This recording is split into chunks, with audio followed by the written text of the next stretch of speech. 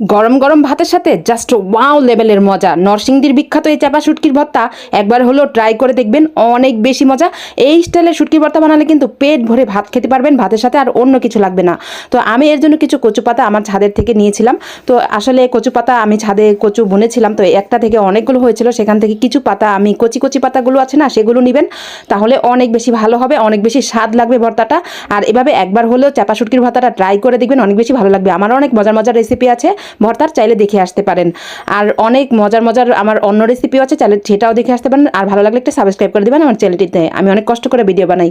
এর জন্য আমি এই তো চাপা শুটকি নিয়েছি, চাপা শুটকির ভিতরে আমি এখন এই তো পাতাগুলো চাপা শুটকির ভিতরে মানে পাতার ভিতরে চাপা শুটকিটা দিয়েছি, দিয়ে এভাবে আমি মুড়িয়ে মুড়িয়ে নিচ্ছি।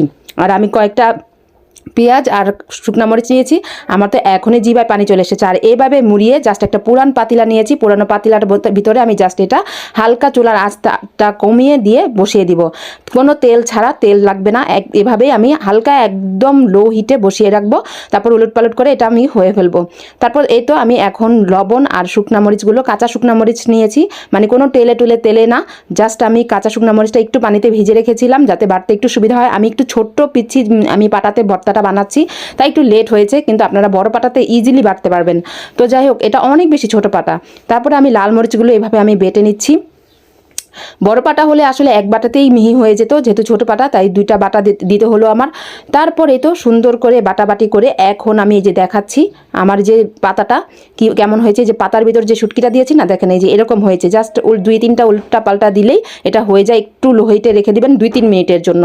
তারপরে তো বেটে নিচ্ছি, এখনই গ্রান বের হয়ে গিয়েছিল যখন আমি এটা বাটছিলাম না শুটকিটা, তখন অনেক সুন্দর একটা স্মেল বের হচ্ছিল। তারপর আস্ত কাঁচা পেঁয়াজ দিচ্ছি, কাঁচা পেঁয়াজই দিতে হবে, এই ভর্তাটার আসল মজাই কিন্তু কাঁচা পেঁয়াজ আর কাঁচা শুকনা মরিচে। তারপর আমি বেটে নিচ্ছি ভালো করে। এখন কিন্তু এই যে পেঁয়াজটা, এটা কিন্তু একেবারে মিহি করে বাটা যাবে না। তো আপনাদের কাছে কেমন লেগেছে আমার এই ভর্তা রেসিপিটি? একবারে মিহি করে বাটলে কিন্তু এটা স্বাদ লাগবে না, একটু আস্তে আস্তে করে পেঁয়াজটা রাখতে হবে, তাহলে মানে পেঁয়াজের যে কামড়টা ভর্তা খাওয়ার সময় ভাতের সাথে লাগবে না, তখন অনেক বেশি মজা লাগবে।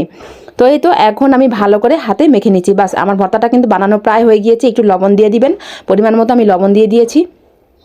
লবণ দিয়ে তারপর আমি হাতে ভালো করে এভাবে মেখে টেকে নিচ্ছি। আমার কিন্তু অন্যান্য আরও অনেক মজার মজার ভর্তা রেসিপি আছে, আপনারা কিন্তু চাইলে ভিজিট করে আসতে পারেন আমার চ্যানেলটিতে। আমার পেজ আছে স্বপ্নের পথে, তো সেখানে ফলো দিতে পারেন, অবশ্যই লাইক দিয়ে কমেন্ট করবেন কেমন হয়েছে আমার আজকের এই ভর্তার রেসিপিটাই।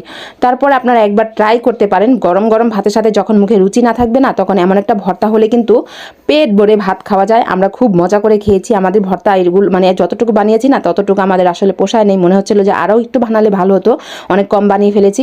তো এই তো দেখেন কি সুন্দর একটা কালার এসেছে, আর পেঁয়াজগুলো আস্তে আস্তে রয়েছে। সবাই ভালো থাকবেন, সুস্থ থাকবেন, স্বপ্নের পথে পাশে থাকবেন, আর আমার জন্য দোয়া করবেন। আমি জানাতে অনেক মজা মজার ভর্তা রেসিপি নিয়ে আসতে পারি আপনাদের জন্য। আল্লাহ হাফেজ।